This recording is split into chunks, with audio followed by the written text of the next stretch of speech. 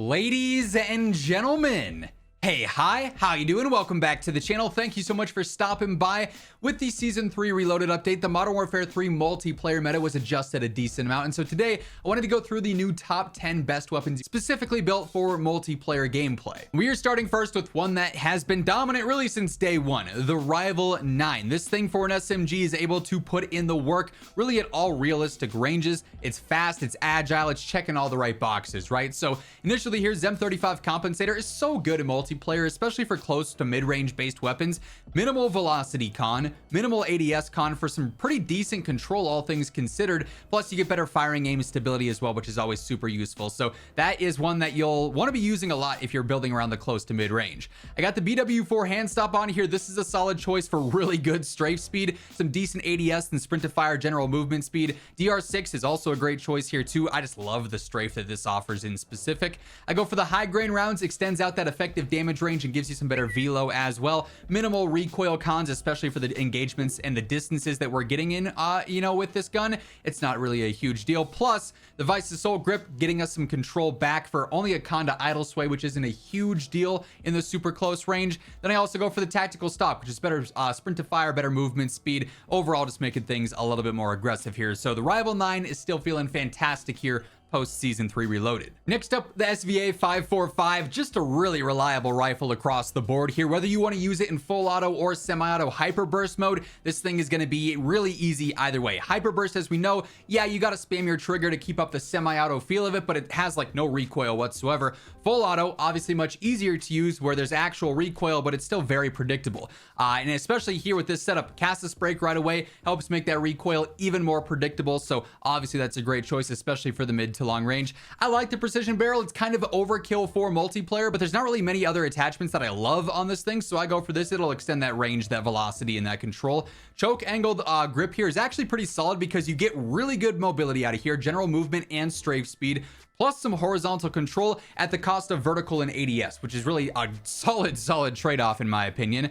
I also go for high grain here, extends that velocity out some, so it's going to feel even more consistent at greater distances there. And then I just go for a basic reflector sight here, a nice little ELO. If there's a different optic you're more comfortable with, always go for that, but this works well for my style of play, and definitely is one that I find myself to be very accurate with. So this thing is, like I said at the start, as reliable as it gets, really. Now we always are talking about the new weapons when they drop in our respective top 10s after an update. So the BAL 27 sits here. By the way, this list is in no particular order since we're bouncing all around different weapon categories, but the BAL in multiplayer I found to be a ton of fun. Much better here, it seemed like, compared over to Warzone. I had a lot more success with it here just because the lower TTK, especially with how you can play more aggressive as well. You're not finding yourself in situations where the recoil, once you get to that faster fire rate, is like not manageable or anything like that. So I actually really enjoy this thing for MP. I do have the M35 Compensator on here just because we are built around, again, that close to mid-range, more aggressive style of play. But even with this on here, 839 velo is really good for the long range too.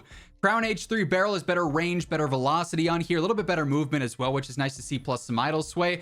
DR6 hand stop still keeping things nice and aggressive with movement, strafe, ADS, and sprint to fire. The Ardent tack stock here, better control, better firing aim stability, making this thing very easy and reliable to use. And then the Channel M grip is kind of doing more of the same with the better control here. If you did want to extend your magazine up to that 60, it's either 30 or 60, no in between, I would probably switch out that Channel M grip. But either way, this thing feels really good. You got clean iron sights. It's a solid option here for MP gameplay. Next up, I got the MTZ 556. This thing rips in multiplayer. Its TTK is super competitive, relatively easy too, given the fact that it does have a faster fire rate, which usually means that it's going to be a little bit more difficult to use, or it's going to have some weird, drawback or con to offset it, right, and to balance it out. But this thing is fast TTK, fast fire rate, low recoil, pretty agile, really fun rifle, just for a versatility, standpoint, right? We do have cast a sprake here, makes the recoil a lot more predictable. I go for the Drifter heavy long barrel, extends that velo out some, which isn't like crazy good, so it's nice to get that help there.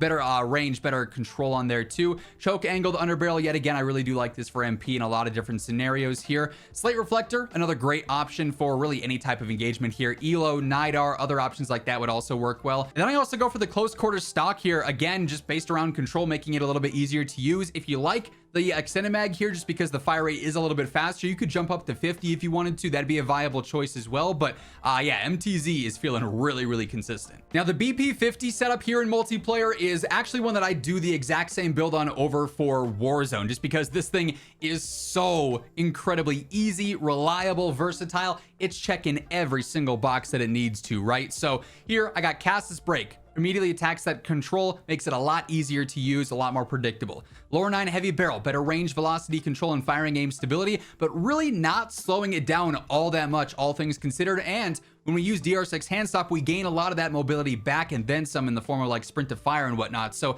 still is very aggressive, but also usable in the long range. I do use the 45 round extended mag here, even in multiplayer, because this is a faster fire rate and this is definitely very helpful. And then the Moat 40 stock is better control and a little bit of better mobility in certain areas too. So kind of the best of both worlds there. This is probably my favorite gun to run in MP right now. It's also my favorite gun over in Warzone too, so I might be a little bit biased, but it feels great and the stats back that up. By the way, quick reminder as we are going through all the weapons here today, if you are new to the channel or you simply have not subscribed yet, every single day I got you covered with news, updates, patch notes, meta breakdowns, all things going on in COD are right here. So feel free to hit that subscribe button and turn on those post notifications. And if you enjoy this video, do me a favor, drop a like on it. It is always really appreciated. As always, much love to everyone who takes the time to do so. We do have a decent amount of SMGs in the overall meta right now, and the HRM9, while it's obviously been the go-to over in Warzone for some time, is really fun here in multiplayer as well. And you can definitely mess around with the setup a lot more here because multiplayer is a little bit more forgiving. So Zem 35 compensator per usual in the close range, DR6 hand stop, better mobility across the board. Also, when you stack the Thorn 90 barrel on here, this thing flies and fries. You are going to be zooming across any map you're playing, or if you're like me and it's just small map mosh pit spam 24/7, you'll be spawning in front of enemies and then zooming to them, taking them out, getting spawned behind, and then rinse and repeat, right? We got the light stock on here too, even better mobility. And then for the last attachment, you can kind of mess around. I've been running high grain on here lately just to extend out that damage range, give me some better velocity, makes it a little bit more versatile, right? That said, faster fire rate, aggressive style of play, you might want to go for an extended mag with the 50 round drum. It's not super necessary here like it would be over in Warzone, but it's something to think about for sure. Either way, I love the feel of this HMR9 build. It is a ton of fun to run around with, you know, that run and gun play style. This fits that perfectly. The Ram 9 also is working really well in multiplayer right now too, and this setup I feel like is really unique, but I've had a ton of success running this really from day one. I've adjusted it a little bit, but really like the feel of this one overall. I'm actually using an integrated suppressed barrel, which I hardly ever run in multiplayer, but it just feels good on the Ram, despite the fact that yes, you are hurting your range and your velocity here some. The movement speed with this just allows me to play at a pace that I am super comfortable with, so I actually really enjoy the feel of that. DR6 hand stop on here. I messed around with the Razor Hawk laser sight a bit for the better ADS and sprint to fire. It's a little bit slow for an SMG when you compare it to other options, so that's why I kind of go all in on that. That said, always running high grain in a situation like this could be viable too, so you could sort of flip those in and out. 40 round mag here. I don't go all the way for 50 just because the slowdown with that, but I do like having a little bit extra compared to the base magazine, just that added safety net. Then the 3.4 pad stock is just based around some control here. The mobility cons aren't really a huge deal considering we've gone all in on mobility elsewhere, so works well nicely, you know, pairing the control and the mobility together here with a fast TTK SMG. Really enjoy the feel of it. Hey folks, briefly want to chat about my friends over at Gamer Advantage. Of course, GA is no stranger to the channel here. Every single face cam video, you guys see me rocking my Horizon frames. These things are game changers. I've said it before, I'll say it again. There's no more important thing at my setup here, the computers, the monitors, the controllers, than these glasses, because these allow me to do what I do best day in and day out. If you're looking at screens for long periods of time, whether you're working, doing school, gaming, whatever it may be, you got to get yourself a pair of GA frames. They offer prescription and regular lenses. They've got a bunch of different colorways and frames, so a little bit of something for everyone there. And when it comes to sleeping better at night, reducing eye strain, these things are phenomenal. Best of all, if you want to throw in code IMMORTAL at checkout, you end up getting yourself a nice little discount as well. The link for that will be down in the description below if you're interested. Following that, I've got the Holger 556, one of the easiest weapons to use in the entire game, if I'm being honest. This thing is a point and shoot laser beam style rifle, pretty competitive TTK as well. It's a little bit limited with its mobility and its magazine capacity, like its reload is not that fast, and it's not the quickest or most agile rifle, but you just play to its strengths, right? Mid to long range base base, the setup works really well in my opinion. Casus Break, again, just making this control so predictable and so straightforward. Choke Angled Grip, you can get away with here even for the long range because while it's hurting your vertical, it's super predictable. Plus, you get some decent mobility back out of this at the same time. I do go for the 40 round mag. The 30 is the default. The 10 extra bullets aren't huge, but if you're going to have a slow reload, you might as well be reloading less often, right? So I go for the 40 there. I do go for the MK3 reflector sight yet again. Then lastly, the assault stock, just straight up for some better control and gun kick. Only 4% to your ADS speed's not a huge deal whatsoever. And it just, again, makes the weapon even easier and even more predictable, which you love to see. So love the feel of this thing as of late as well. Now, the DG58 is actually an LMG that I've had my eye on for a while now in multiplayer, and it's really sort of risen in rank a lot as of late. This thing for an LMG really feels more like an AR LMG hybrid. We got a 60 round mag by default, so we can kind of go in on some other categories and make it more efficient. Casus Break, yet again, surprise, surprise. Choke Angled Grip here is also, I think, a phenomenal choice for this situation. Easy to use weapon in general, so you're making the control a tad bit easier, but also speeding it up with the mobility benefits there.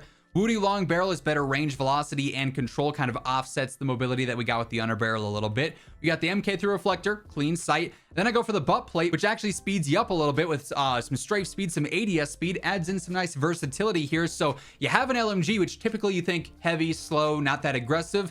But this build is both good for the mid-range, the long range, and you can run around with it and actually play pretty strong towards choke points and run around and you really just fry with it. This is a really solid LMG. And then lastly, I figured we had to throw in one MW2 gun into the list here. And if I'm using an MW2 gun, I'd probably be choosing the Chimera the vast majority of the time. This is like a close range, mid-range based rifle. Again, more aggressive, works really well. It's able to keep pace in terms of TTK with other MW3 meta options, and it's pretty aggressive for a rifle overall, especially with this build on it. A lot of the MW2 attachments suck, so we're kind of limited, but I do go for the Vorpal barrel. This helps out with some range and then also a little bit of mobility. It's not that much, but it's a little something. I go for the angled underbarrel, horizontal control and idle sway with no real cons. It's not going to hurt your ADS or anything like that. I go for high grain rounds, extending out that range, and that velocity is pretty clutch here. This thing's velo is not all that great, so if you can extend that out, that's definitely solid. I go for a reflector sight. The irons are all right, but if I'm more accurate with this, I'd opt for using this. Then the D37, it'll hurt your idle sway a little bit, but in the close range where we're really focused on using this, that won't be the end of the world. Plus you get some decent control back out of that as well. So that being said, those are the top 10 best weapons in Modern Warfare 3 multiplayer right now. That's going to wrap things up. If you enjoyed the video, do me a favor, drop a like on it. It's always really appreciated. And if you're new here or you simply have not already subscribed, let's change that. Be sure to hit that subscribe button on your way out to guarantee you're always up to date with everything going on in COD. But once again, thank you so much for tuning in. And until next time, take it easy. Have an awesome rest of your day, and I'll catch you later. Peace out.